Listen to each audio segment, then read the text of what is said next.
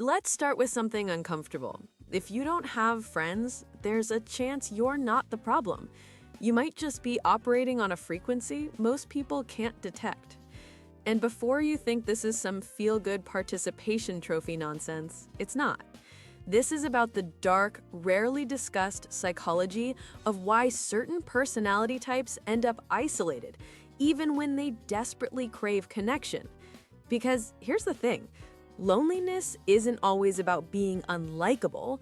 Sometimes it's about being too perceptive, too honest, too mentally exhausting for a world that runs on comfortable lies.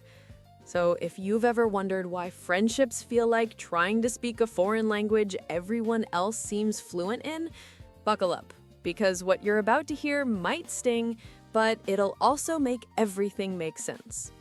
Trait number 1. You see through people like glass. Most people without friends share one terrifying ability.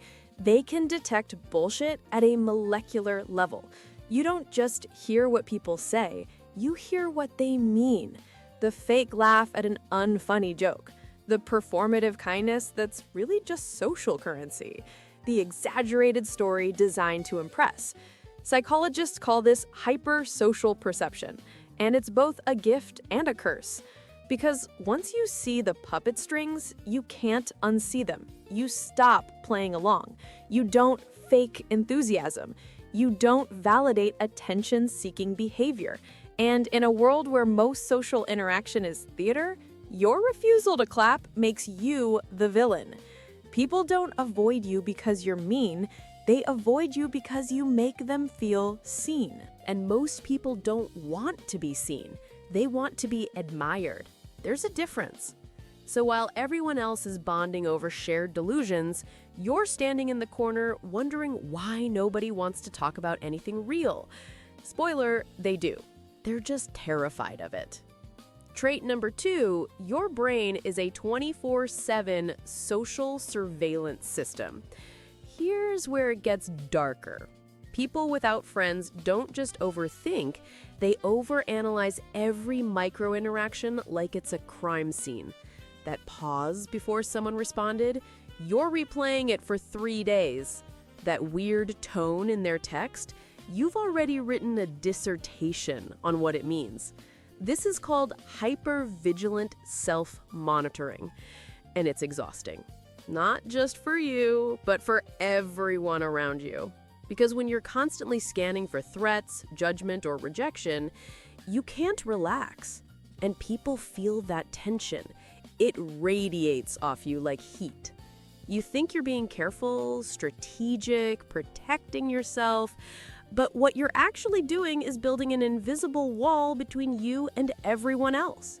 You're so busy analyzing the interaction, you forget to actually be in it. And here's the brutal part. People interpret your caution as coldness, your silence as arrogance, your distance as disinterest, so they stop trying. Not because you did anything wrong, but because connecting with you feels like work. Trait number 3, you're emotionally self-sufficient to a fault. Most friendships are built on a simple formula, mutual need. Someone vents, you listen. You struggle, they reassure. It's an emotional economy. But people without friends, they don't participate in that economy. They handle their problems alone, regulate their emotions internally, never ask for help. Psychologists call this emotional self-reliance, and on paper, it sounds like strength. But in practice, it's isolation. Because human connection doesn't thrive on independence. It thrives on vulnerability. When you never open up, never show weakness, never let people feel needed, they subconsciously start to feel useless around you, and over time, they drift away. Not because they don't like you, but because there's no space for them to matter. You're not pushing people away, you're just so self-contained, there's no door to knock on. And the tragic irony, you probably do need people. You're just too proud, too scared, or too conditioned to show it. Let's continue with trait number 4. You refuse to bend for the group. This is the one. This is the trait that really seals the deal. The one that explains why quiet respect from others never quite blossoms into actual friendship. It's low social conformity. You don't just dislike trends, you're almost allergic to them. You don't mimic group behavior just to get along. You will not laugh at a joke you don't find funny. You will not nod along to an opinion you find hollow, just to keep the social peace. Now, you have to understand, the entire architecture of belonging is built on sameness. It's a social shortcut, a survival mechanism. And in that world, your refusal to conform makes you an outsider by definition. Because people don't bond over fierce individuality, they bond over shared identity. The same music taste, the same inside jokes, the same memes, even the same outrage. That shared frequency is the glue. But you're on a different wavelength entirely. You question everything. You think independently. You refuse to perform enthusiasm for things that genuinely bore you. Now, this doesn't go unnoticed. People see it. It earns you a kind of silent, begrudging respect. They see you as authentic, as honest. But that respect is earned from a distance. It doesn't earn you closeness. Because in the moment, when everyone else is laughing, you're the one quietly analyzing the structure of the joke. When everyone's in furious agreement, you're the one asking the uncomfortable question, why? And when the entire crowd starts moving in one direction, you're the one who instinctively takes a step back, just to observe the flow. That distance, it keeps your perspective pure. It keeps you honest. But it's a fortress, and it also keeps you alone. Now, let's go deeper. Trait number 5, you care, but you can't show it. Here is the hardest, most brutal truth of all. Some people are not good at friendship because they don't know how to emotionally reciprocate in the way the world expects. Their mind understands logic, but not warmth. They are brilliant at solving problems, but completely lost when it comes to sharing feelings. In psychology, there's a term for this, Alexithymia. It's a difficulty in identifying or expressing your own emotions. It's not that the feelings aren't there. They are. You care, and you care deeply, but you show it through action, not words. Through unwavering reliability, not spontaneous affection. You're the person who will show up at 3 a.m. to fix a flat tire, no questions asked.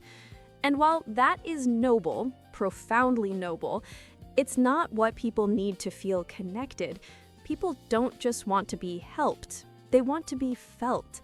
They are searching for emotional resonance, not just practical support. They want to know that their joy is your joy, their pain is your pain. And when they don't get that resonance from you, when you get a solution instead of sympathy, they quietly drift away. They leave confused, wondering how someone so dependable can feel so distant. You're not emotionally broken. Your feelings are just processed internally, privately. And by the time you've analyzed them and are finally ready to express them, the moment is gone. The window for connection has already closed. And this brings us to the uncomfortable truth. Most people who find themselves without friends didn't lose them in some dramatic, movie-like fallout. They lost them gradually, almost invisibly, through 1,000 tiny, unintentional paper cuts, through patterns, not texting back fast enough because you were thinking of the perfect reply, not showing enough emotion at a birthday party, not pretending to love the same things everyone else did. They became too self-aware, too detached, too precise for a social world that runs on a constant hum of emotional noise and comfortable, necessary lies. But here is the single most important thing that nobody tells you. Not having a wide circle of friends doesn't mean you're broken. It means your brain is running a different operating system, one that values truth over belonging, depth over distraction. And a mind like that is rare, dangerously rare, in a world that pushes conformity. You know you can't fake a connection. You can't dilute who you are just to fit in. And that is why you stand alone. It's not because no one understands you, it's because very, very few can match your frequency. You don't need to change who you are, but you do need to understand how your mind works, because once you truly get it, you'll stop asking the question, why don't I have friends? And you'll start realizing the real answer. Not everyone is built to handle me. And maybe that's okay.